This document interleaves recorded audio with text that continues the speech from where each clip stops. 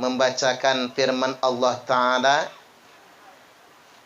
Intinya tujuan kita menikah ini litaskunu ilaiha wa ja'ala bainakum mawaddatan wa rahmah, agar sakinah dengan pernikahan itu. Wa ja'ala bainakum mawaddah, dan Allah hendak menjadikan di antara kalian semua mawaddah, cinta, warahmah, dan kasih sayang. Inna fi dzalika la ayatil liqaumin yatafakkarun. Yang demikian itu adalah tanda-tanda kekuasaan Allah bagi orang-orang yang mau berpikir. Kita sering nyingkatnya itu apa? Samara ya. Sakinah, mawaddah, warahmah. Memang bagusnya akronimnya itu jangan samawan, nulisnya di status WhatsApp-nya itu. Atau di status Facebook-nya. Karena kalau samawa, wa-nya itu atop, huruf sambung. Tapi kalau samara, ra-nya itu rohmah tadi itu. Jadi biar ngepas akronimnya. Ya ini enggak prinsip, tapi kadang-kadang kita penyebutannya kurang tepat cara nyingkatnya. Baik, sekali lagi mudah-mudahan Mas Denny, Mbak Eka, keluarganya sakinah, mawaddah, warahmah. Allahumma amin. Nah sekarang begini Mas Denny, Mbak Eka, gimana caranya? Kita langsung ke teknis sajalah. Gimana sih caranya mendapatkan keluarga yang sakinah, mawaddah, warahmah? Kira-kira Bapak Ibu pengen tahu tidak? Pengen tahu aja apa tahu banget? Banget gak ya? Caranya sederhana. Agar tidak banyak-banyak saya sebutkan di antara. Kalau semuanya ya banyak, nggak cukup waktu kita.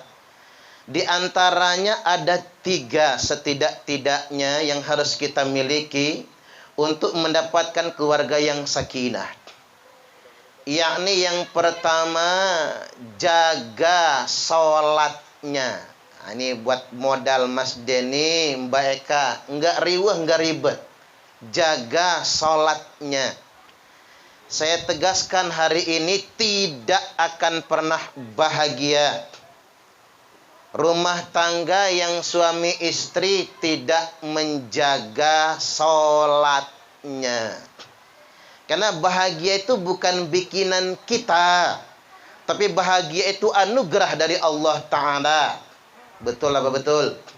Allah yang bikin kita bahagia, Allah yang mendatangkan sakinah. Maka syaratnya 1, jaga sholat.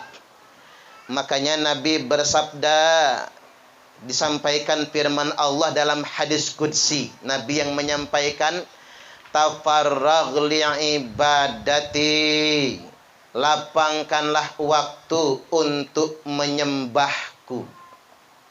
Jaga sholatmu, maka aku janji, kata Allah, amla'u sadraka ginan, kupenuhi dadamu dengan kekayaan. Nah ini menarik ibu-ibu. Jadi Allah nggak mengatakan jaga sholat, nanti rumahmu penuh dengan perabotan. Jaga sholat, nanti lemarimu penuh dengan Tupperware. Ada yang demen Tupperware? Ini kayaknya muka-muka Tupperware ya. Mana cicilan lagi ya. Saya kasih tahu sama ibu-ibu, bapak-bapak, kalau kata dokter, penyebab penyakit itu bukan makanan, maka jangan terlalu banyak pantangan. Tapi penyebab penyakit itu pikiran. Dan pikiran yang paling membebani adalah cicilan. Maka berhentilah nyicil Tupperware itu. Nanti suaminya cepat mati. Jadi Allah nggak katakan jaga sholat nanti mobilmu banyak. Tidak. Jaga sholat nanti rumahmu mewah. Tidak juga. Tapi Allah katakan jaga sholat, amla'u sadraka ginan, kepenuhi dadamu dengan kekayaan. Karena kaya itu di sini. Kalau bahasa orang bijak itu begini, kaya itu bukan soal harta, tapi kaya itu soal rasa. Setuju nggak, Bu?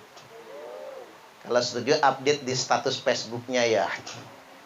Kaya itu bukan soal harta, tapi kaya itu soal rasa.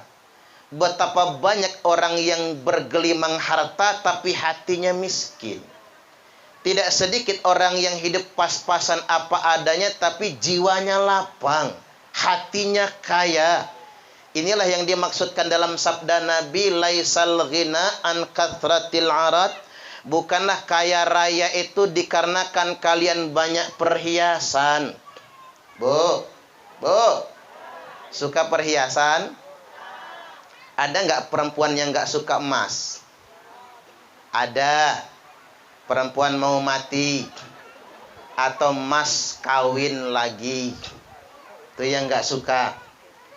Yang namanya wanita tuh kodrati. Makanya Mas Denny nanti kalau Mbak Eka minta perhiasan, kodrati. Wanita memang suka perhiasan. Kalau mampu beliin. Setuju nggak kira-kira? Setuju nggak? Kalau mampu beliin, tapi kalau nggak mampu jangan maksa. Tapi saya perlu ingatkan sama embok-embok, emak-emak, ibu-ibu, kaya itu bukan perhiasan, walakinnil ghina ghanan nafsi, tapi kaya yang sebenarnya kaya jiwa kalian semua. Kaya itu di sini. Apa orang kaya itu nek kondangan 5 jari dipasangin cincin semua? Ada nggak ya? Maaf, jangan tersungging. Bawa tas saja begini. Begitu masuk tarup digoyang-goyang. Tuing, tuing, tuing. Apa itu orang kaya? Bukan. Apa orang kaya itu pakai gelang sampai di siku? Sambil duduk di kursi bekipas. Kuncrang, kuncring, kuncrang, kuncring. Udah kayak ketimpringan. Apa orang kaya itu pakai kalung gede banget? Segede rantai anjing. Liontinnya saja segede pentolan bakso setan itu. Apa itu orang kaya? Juga bukan. Walakinnil ghina ghanan nafsi, tapi kaya yang sebenarnya kaya jiwa kalian semua. Makanya Mas Denny, Mbak Eka dikongkon sholat. Mas Denny-nya nyontohin sholat. Agar rumah tangga bahagia, istri pandai bersyukur. Sengsara Pak, panjenengan kalau punya bini nggak syukur, paling sengsara. Hidup susah, tapi kalau punya bini bersyukur tetap bahagia Pak. Jajal, kita hidup susah nih, tinggal ngontrak. Orang punya mobil, kita mau boro-boro cuma punya sepeda. Pernah punya motor, tapi ketarik leasing. Karena angsuran nggak kebayar. Dalam masa sulit, hidup ngontrak, hidup susah, ngomong sama istri, Dek, maaf ya, gara-gara nikah sama saya, kamu sengsara. Apa jawab istrinya? Enggak kok Mas, saya bangga punya suami kayak Mamas. Beuh, nrodok. Ini jawabnya apa? Pret katanya ya Pak. Nrodok, yakin dah. Ada nggak perempuan yang kayak gitu? Boro-boro. Ini udah hidup susah, laki ngomong kayak gitu, apa kata bininya? Emang sial gua, dapat laki kayak elu. Coba dulu nggak nikah sama elu. Waduh, udah susah, ekonomi sulit, dapat bini nggak bersyukur, nggak enak.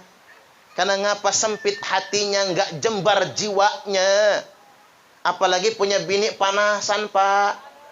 Lihat tetangga beli mobil menggigil, tetangga ganti motor gemeter, tetangga beli kulkas panas, tetangga beli kalung bingung, tetangga beli caret mencret. Suami capek pulang kerja, pengennya istri sumringah, tapi istri malah cemberut, monyong. Ditegur malah ngambek, terus manasin, Pak. Tetangga ganti mobil, papa kapan? Pak, tetangga ganti motor, papa kapan? Pak, tetangga ganti istri, papa kapan? Ya kalau mau disalin enggak apa-apalah. Disalin atau ditambahin. Susah kalau punya bini enggak syukur. Makanya Mbak Eka kaya itu di sini. Karena kalau kaya ukurannya harta, Bapak Ibu, capek kita. Di atas langit pasti ada langit. Walaupun saya ingin sampaikan, sugih niku nasib. Sugih itu bagian, Bapak Ibu. Kalau kita lebih, mbok yau jangan pamer. Kalau lagi kurang juga jangan sampai kita tidak bersyukur. Terima apa adanya. Saya sih nggak menyalahkan, Pak. Ada artis beli bathtub. Tahu bathtub nggak, Bu? Tempat mandi itu bak bahasa kitanya. Beli bathtub nganti 3 miliar. Ya duit-duit dia, terserah dia mau beli bathtub begitu. Cuman mbok yau jangan dipamerkan. Banyak di negeri ini orang susah makan. Gini apa nggih? Ya terserah itu mah duit-duit dia. Nah kita baknya cuman ember bocor juga. Nah dia Bapak Ibu beli bathtub mahal, mobil miliaran. Ya duit dia terserah dia. Cuman nggak bijak andai kata kita pamerkan. Karena menyakiti hati orang. Kalau kata orang bijak, jangan pamer sehat di samping orang sakit. Itu menyakitkan. Jangan pamer kemesraan di samping orang jomblo. Setuju nggak kira-kira? Awas Mbak Eka, jenengan jangan pamer ya sama Mas Denny di samping di depan orang jomblo. Apalagi jomblo yang baru patah hati. Naik flyover ngomong the fly to the sky, ingin terbang ke awan. Malah nyungsep ke bawah sekalian. Jadi jangan pamer kebahagiaan di tengah-tengah orang yang sedang sengsara. Apalagi di masa pandemi ini kita semua susah. Sekolah dari rumah anak pada geblek semua. Karena yang belajar emaknya. Saya kesel tuh sebetulnya. Kapan lah kita sekolahnya langsung ini? Sekolah dari rumah namanya homeschooling. Ngajar dari rumah home teaching. Diam di rumah stay at home. Kerja dari rumah home working. Buruh harian di rumah kan gak digaji. Home pimpa. Alaihum gambreng. Kondisi begini mending kita berbagi, yang bergaji saatnya berbagi, yang punya tabungan keluarkan kita berbagi. Karena sesuap nasi yang engkau masukkan ke dalam perut orang yang lapar itu lebih baik daripada membangun 1000 masjid. Maka pesan pertama jaga sholat. Wa ilam taf'al, apabila engkau tidak menjaga sholat, amla'u sadraka sughlan, kepenuhi dadamu dengan kesempitan, kata Allah. Walam asudda faqraka, dan aku tidak akan mencukupkan kalau engkau sedang dalam keadaan kekurangan. Kalau kata orang salat zuhur mepet asar, asare numbur maghrib, maghribnya mentok isya, isyanya ketiduran, subuhnya kesiangan. Ketiban salat subuh niatnya usolli fardhu subhi rakaataini mustaqbilal kiblati qodoan lillahi ta'ala. Lako kodoan jam 8 sholat subuhnya. Istrinya nyusul. Apa kata istrinya? Usalli fardhu subhi rakaataini mustaqbilal kiblati, kesiangan lan kawanan lillahi ta'ala. Loko kawanan, Bu, jam 9 sholat subuhnya. Nanti anak jenengan niru. Apa kata anaknya? Usalli fardhu subhi wal dhuhri wal asri wal maghribi wal isya'i kroyoan oplosan lillahi ta'ala. Hancur sholatnya. Walaupun sih mending. Kalau kata orang Jakarta, Pak, subuh maraton, zuhur ke salon, asar main badminton, maghrib mainin handphone, isya nonton sinetron, mati kena smackdown malaikat Israel. Karena Allah yang kasih rezeki, maka jaga sholat. Boleh Bapak Ibu kita ini minta sugih, Mas Denny minta sugih, Mbak Eka minta sugih, karena dari Allah. Allahul Ghani, Allah Maha Kaya. Tapi pasrah dengan Allah, karena yang Maha Kaya adalah Allah Subhanahu wa Ta'ala. Jangan dengan cara yang salah. Betapa banyak orang dikasih lebih dikarenakan tawakalnya kepada Allah Subhanahu wa Ta'ala. Ini yang pertama, jaga sholat. Ya, walaupun kita hidup pas-pasan, Bapak Ibu, kalau menjaga sholat, insya Allah rumah tangga berkah, pikiran tenang, hati lapang, anak pun solih dan solihah. Allahumma amin. Satu. Sekarang yang kedua, apa yang harus kita lakukan untuk mendapatkan keluarga yang sakinah, mawaddah, warahmah? Yakni tunaikan kewajiban, jangan memaksakan hak. Ini dari sekarang saya ngomong sama Mas Denny. Memang Mas, Mbak Eka wajib taat suami, tapi jangan maksa. Biar istri taat, ajarin. Sebaliknya juga begitu. Memang Mbak, suami wajib menafkahi istri, tapi jangan maksa. Karena mengapa begini Bapak Ibu? Istri ini ketemu cantiknya, bukan suami yang melahirkan. Betul nggak kira-kira? Bukan suaminya yang menyekolahkan, orang tuanya.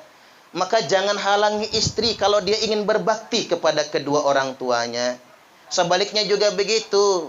Bukan Mbak Eka yang melahirkan Mas Denny, orang tuanya yang melahirkannya, yang membesarkannya. Jangan halangi kalau suami ingin berbakti kepada kedua orang tuanya. Sesayang-sayangnya suami, tidak ada yang bisa mengalahkan sayangnya orang tua. Sesayang-sayangnya istri, tak ada yang bisa mengalahkan ketulusan seorang ibu. Nggih. Nah, itu nanti kita bahas. Sekarang saya ingin bicara kewajiban. Jangan paksakan hak, tunaikan kewajiban. Sekarang kita bahas apa kewajiban suami kepada istri. Sahabat nanya sama Nabi, ya Rasul, apa hak istri saya? Atau apa kewajiban saya sama istri? Nabi menjawab, ayub imaha idza ta'im. Satu, kata Nabi, kasih istri makan kalau suami makan. Jadi kalau Mas Denny makan, istri juga makan. Sesuai dengan kemampuan suami. Sanggup pakai lauk, tiap makan gue lauk. Cuman sanggupnya pakai kangkung, ya kangkung. Sanggup 3 hari sekali ya, sehari 3 kali ya sehari 3 kali. Enggak sanggup sehari makan, sehari lapar ya enggak apa-apa. Enak Mas Denny, zaman sekarang mah enggak ada yang melarat betul. Zaman saya berkeluarga tahun berapa ya? Jadi lupa. 2004 ya, belum lama ya. Zaman saya berkeluarga itu tinggal ngontrak Bu. 3 kali diusir dari kontrakan. Ngapura nggih, bos-bos kontrakan, kalau ada yang belum mampu bayar jangan diusir. Sakit rasanya, ini pengalaman nih, diusir dari kontrakan. Karena diusir, nggak pergi-pergi, listriknya diputus sama dia Pak. Rasanya luar biasa. Pernah suatu hari pagi nggak sarapan, siang keroncongan, sore kelaparan, pas malam ngarep ada undangan kendurenan. Yang ngundang juga nggak ada Bapak Ibu. Artinya memang sudah ngerasain Pak. Sampai besok lapar, ternyata di dapur ada intip. Tahu intip? Tahun itu kan masih pakai kompor minyak. Kompor gas itu belum banyak. Jadi pakai intip, direndam Bapak Ibu, dikasih garam, nikmatnya kalau lagi kelaparan. Ini pengalaman Mbak Eka, Mas Denny. Artinya kalau kita susah itu tak perlu menyalahkan siapa-siapa. Kembalikan kepada Allah Subhanahu wa taala. Suami wajib cari nafkah. Masalah kaya atau tidaknya bukan urusan kita. Nanti Allah yang kayakan. Allahumma amin. Yang penting istri qanaah. Bu. Yang penting jenengan qanaah. Makanya kalau jenengan pengen masuk surga, tak ajarin. Kalau dikasih suami uang belanja 30 juta sebulan nerimo. Ya iyalah kalau segitu mah. Ini mah boro-boro ya Bu ya. Dicukup-cukupin uang belanjanya itu. Selanjutnya wa ayak suwaha idzak tasa. Suami punya kewajiban belikan istri pakaian sesuai dengan kemampuan suami. Nah, ini kalau bisa nih buat bapak-bapak, Pak Mul ingat nggih? Pakaian istri itu sebaiknya lebih bagus dari pakaian suami. Setuju nggak kira-kira? Jangan sampai suaminya nyetil kemana-mana, woi keren, kayak duda ya. Padahal punya bini di rumah dia itu, anaknya udah banyak, tapi istrinya kemana-mana nggo daster. Masya Allah. Ke pasar, daster. Pengajian, daster. Masak, daster. Kondangan, daster. Tidur, daster. Mending dasternya bener. Kadang-kadang daster habis dipakai masak pagi, dipakai tidur malam. Begitu suami mau ke tempat tidur, kok bau terasi ya? Ternyata istrinya waktu ngulek sambal terasi nggak cuci tangan, kual-kual di baju. Ketiban ngelihat matanya udah belean, hidungnya upelan, giginya jigongan, ngiler pula. Ya pantas Pak, rumput tetangga lebih hijau. Agar rumput tetangga tidak lebih hijau, dandani istri sendiri. Setuju apa setuju? Ingat kalau kata orang di media sosial, ingin istri taat, ajarin. Ingin istri tenang, nafkahin. Ingin istri baik, contohin. Ingin istrinya cantik, modalin. Setuju nggak kira-kira? Artinya memang tergantung suaminya. Belikan pakaian yang terbaik untuk istrinya. Insya Allah. Kalau mampu. Kalau nggak mampu, Mbak Eka jangan maksa ya. Mbak Eka yang harus ngirit, rajin nabung, biar bisa beli baju baru. Ingat jangan banyak cicilan. Ini kadang-kadang baju pengajiannya nyicil. Nggak bayar-bayar lagi ya. Baik, yang berikutnya. Wala yadribil wajha. Suami nggak boleh nampar wajah istri. Ibu-ibu pernah nggak digampar? Yang pernah ngacung ya? Jangan ngaku Bu di rumah, tambahin lagi tuh nanti. Jangan nampar, jangan nabok. Nah, kalau bisa, bukan kalau bisa, harus bisa ya. Mas Denny, kita semua bapak-bapak, jangankan menampar wajah, kekerasan bentuk apapun tidak boleh kepada istri. Setuju nggak kira-kira? Wanita diciptakan bukan untuk disakiti, tapi wanita diciptakan untuk dicintai. Setuju nggak kira-kira?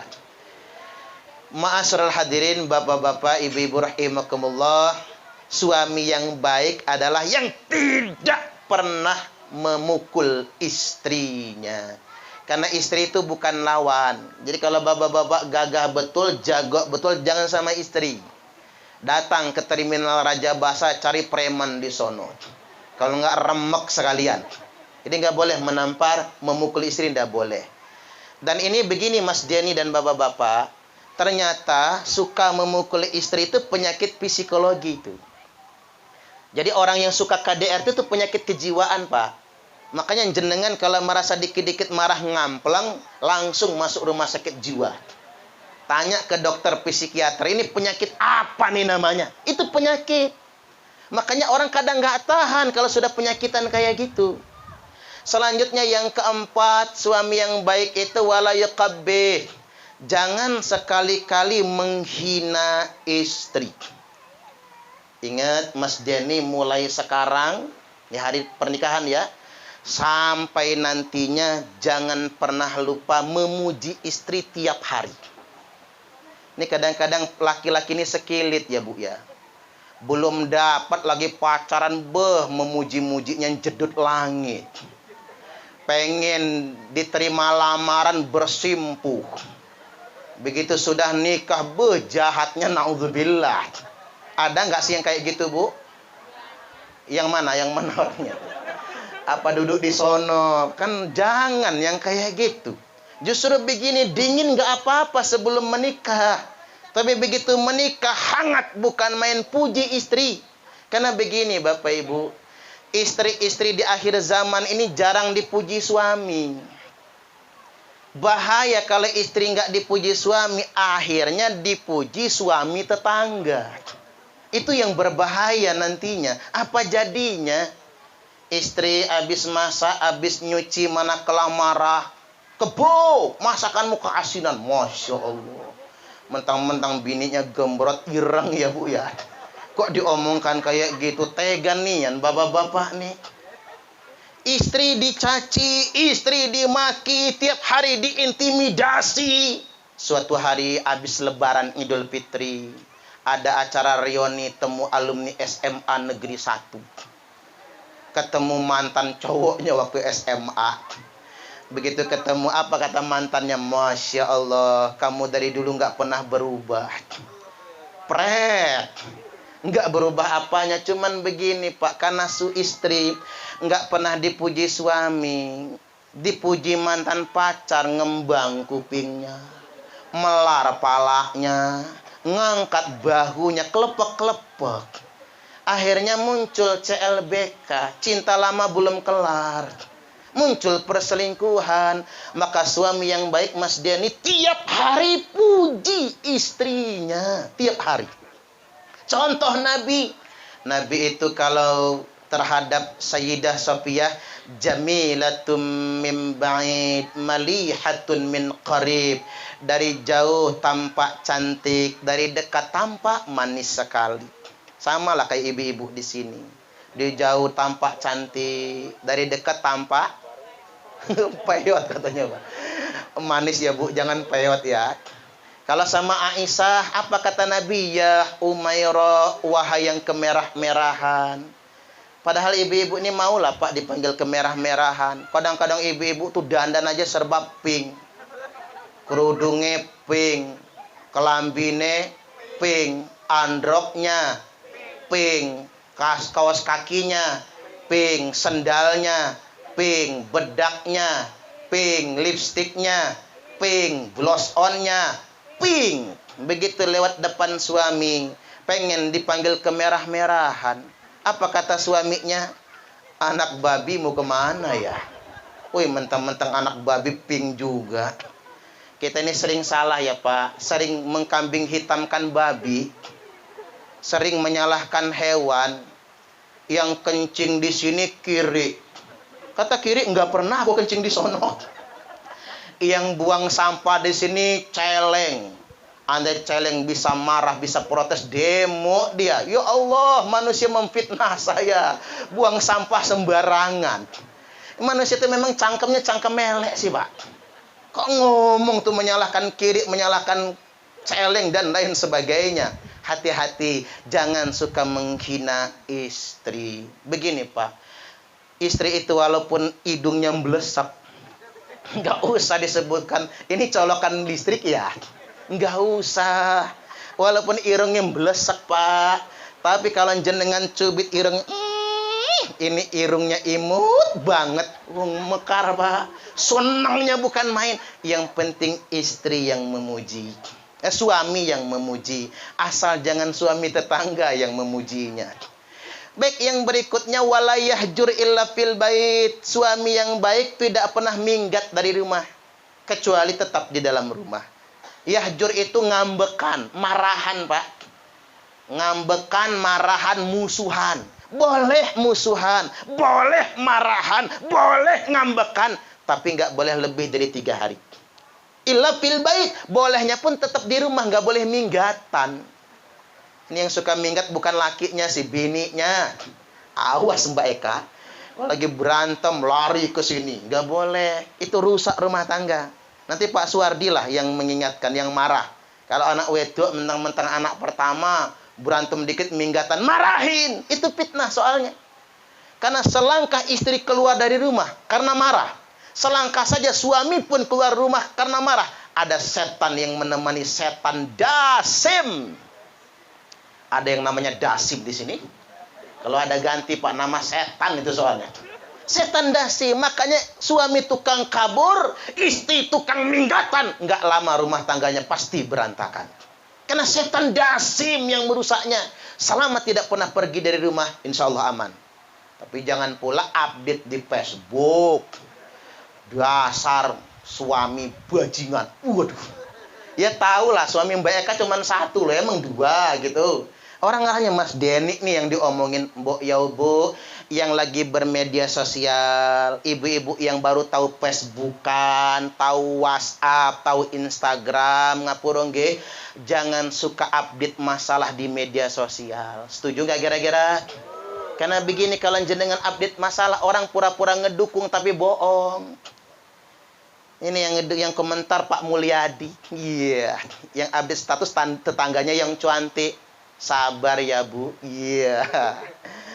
Itu yang namanya nasib, namanya ujian. Langsung dikomenin, coba saya punya suami kayak Pak Mul. Nah, kacau urusan. Makanya sekali lagi, jangan pernah update status masalah di media sosial. Gunakan media sosial untuk kebaikan-kebaikan.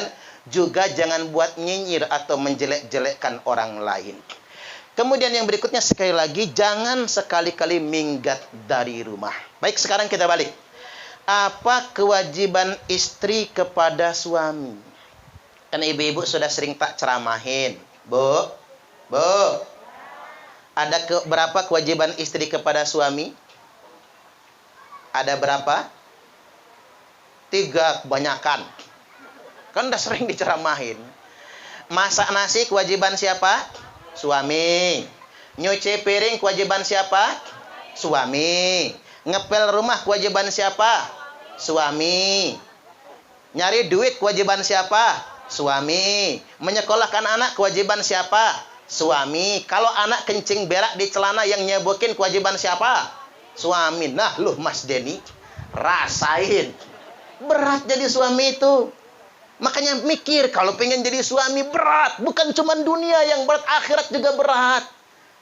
Kewajiban istri kepada suami itu cuma ada satu toh, yakni taat manut perintah suami. Makanya Bu, nek dikongkon masak, yo masak. Nek dikongkon ngepel, ngepel. Nek dikongkon mijiti, mijit. Kalau dijak masuk kamar, masuk. Kata ibu-ibu di Menggala, gegoh-gawoh Pak Ustaz. Jadi saya masuk nih ke Mbak Eka, kewajiban Mbak Eka kali Mas Den itu cuma satu. Prinsipnya cuma satu, taat suami. Makanya ibu-ibu kalau pengen masuk surga, taat suami. Kalau pengen masuk neraka, gampang, ngelawan sama suami. Suami lagi tidur, Bu, sepak palanya. Gratis masuk nerakanya. Jajal Mbak Eka kalau nggak percaya. Nanti Mas Denny lagi tidur ngorok kecapean ya, sampean sepak palanya. Kalau dia bangun, Mas nggak sengaja. Nanti gratis kaplingan di neraka. Artinya memang wanita itu ketaatan kepada suaminya. Lau amartu ahadan ayyasjuda li ahadin, la amartul mar'ata an tasjuda li zaujiha. Andai kata boleh seseorang manusia sujud kepada sesama manusia, maka yang aku perintahkan adalah istri sujud memberi penghormatan kepada suami. Saking istri wajib taat kepada suami. Ibu-ibu ini walaupun jilbabnya nyengser di tanah, kemana-mana pakai gamis, kaos kakian gak pernah lepas. Kemudian sholat 5 waktunya rajin, tahajud tiap malam, hatam Quran seminggu sekali, naik haji 10 tahun sekali, umrohnya seminggu 5 kali. Rumahnya di Mekah soalnya. Tapi penyakitnya cuma satu, ngelawan suami, maka pasti masuk neraka. Walaupun perempuan itu memang gampang cari pahala. Ibu-ibu itu nyucup tangan suami. Ingat ya Bu, kalau salim suami jangan pakai jidat. Tok, jangan. Itu ngajarin anaknya salah. Salim tangan suami itu dicucup. Cedok, cedok. Ibu-ibu sekali aja nyucup tangan suami, maka ibu-ibu akan mendapatkan pahala sama seperti 70 kali cium Hajar Aswad.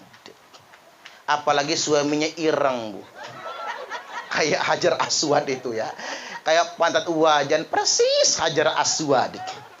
Makanya buat mbak-mbak yang masih single atau jomblo, saya ingatkan kalau cari suami jangan yang kuning. Jangan yang putih, tapi cari yang hitam. Kalau bisa ngambil dari Papua sono. Itu biar ngepasin Hajar Aswadnya itu. Rajin-rajin Mbak Eka tiap hari nyucup tangan suami. Ingat, ciumnya punggung telapak. Gimana siap praktek? Kalau siap praktek, yang pertama ditanya besok, Bu RT. Pak Mul udah dicucup belum tangannya itu? Terus yang berikutnya, ibu-ibu nyuci baju suami. Ibu-ibu mendapatkan 1000 pahala, dicabut 2000 dosa. Satu baju. Coba kalau Mbak Eka tiap hari nyuci baju suami 10 lembar. 2 celana dalam, dua tuh. Kolornya 2. Kemudian kaos dalam 3. Kaos oblong 4. Kemeja 5. Koko 6. Kolor pendek 7. Sarung 8. Celana panjang 9. Baju celana kerja, celana jin 10. 10.000 pahala dan dicabut 20.000 dosa. Makanya Bu, kalau habis bikin dosa nyuci baju. Bajunya si resik, Pak Ustadz udah bersih semua, yang bersih cuci lagi. Tanya suaminya, "Pah, apa? Kolornya mana?" Ya tak lah. Lepas Pak. Dikirain mau ngapain ya Pak, ternyata nyuci kolor dia. Tuh perempuan gampang cari pahala. Pokoknya begini Mbak Eka, bakti jenengan kalih Mas Denny, semuanya akan dihitung pahala yang berlipat ganda. Mudah-mudahan ibu-ibu masuk surga semua. Allahumma amin. Oke, yang terakhir sekarang yang ketiga. Ceramah pandemi kan nggak boleh lama-lama. Kalau ingin keluarga yang sakinah, mawaddah, warahmah, ini yang paling penting sebetulnya. Saya taruh yang paling akhir biar nggak lupa, yakni berbaktilah kepada kedua orang tua. Ridallah fi ridal walidain. Ridha Allah ada pada ridha kedua orang tua. Orang bijak berkata, perlakukan orang tuamu seperti raja, maka rezekimu pun akan seperti rezeki para raja. Tapi awas, kalau engkau memperlakukan orang tuamu seperti pembantu, maka rezekimu pun akan seperti rezeki pembantu. Capek nyarinya, tapi tidak akan pernah cukup selama-lamanya.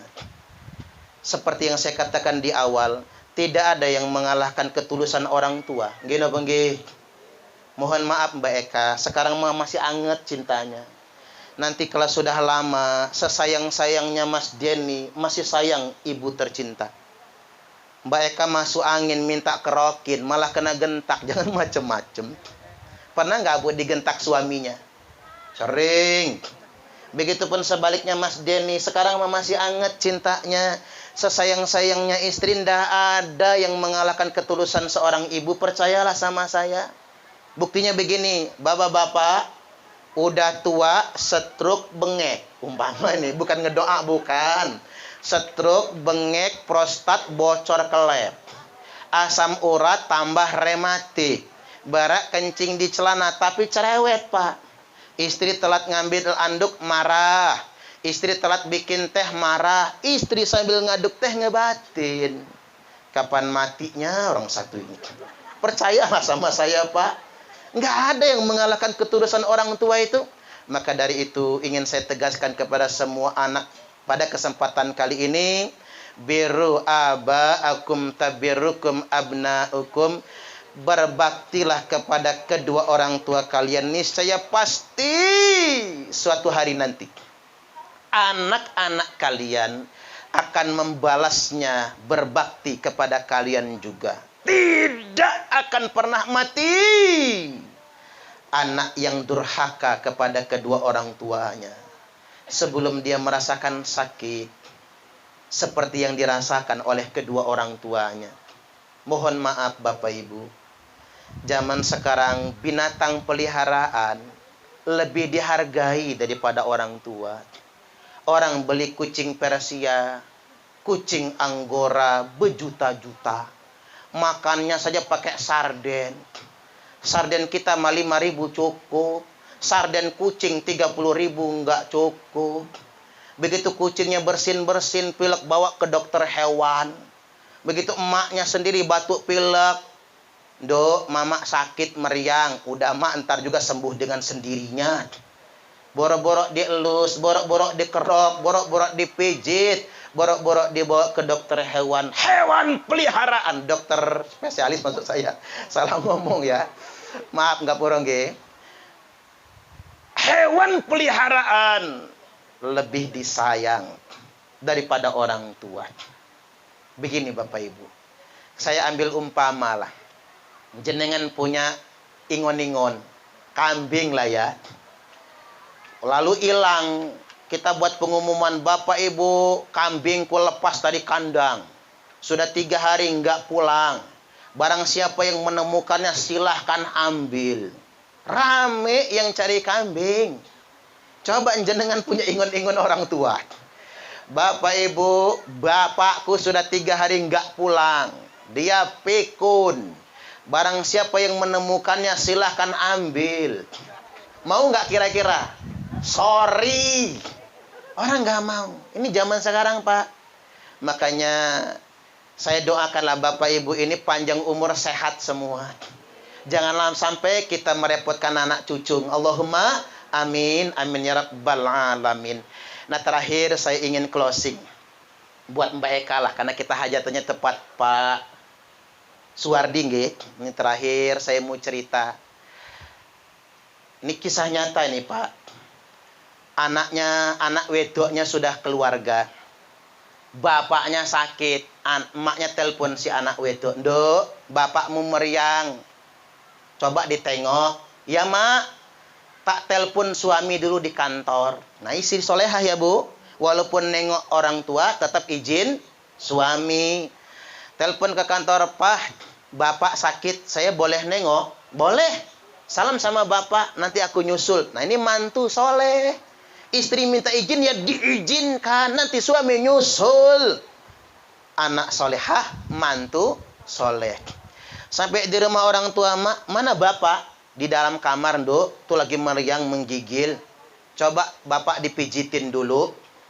Enggak lama, enggak biasa. Kalau menjitin suami ya biasa. Kalau menjitin bapak enggak biasa. Ya wes, enggak apa-apa. Lenggah. Duduk sini. Tuh. Di lemari boneka kamu masih kecil. "Oh iya, Mak. Itu bapakmu meriang dulu. Berangkat kerja, Mama kasih duit buat beli obat. Pulang-pulang bukannya beli obat, malah beli boneka." Pak malah dibeliin boneka." "Apa jawab bapakmu?" "Masak nih."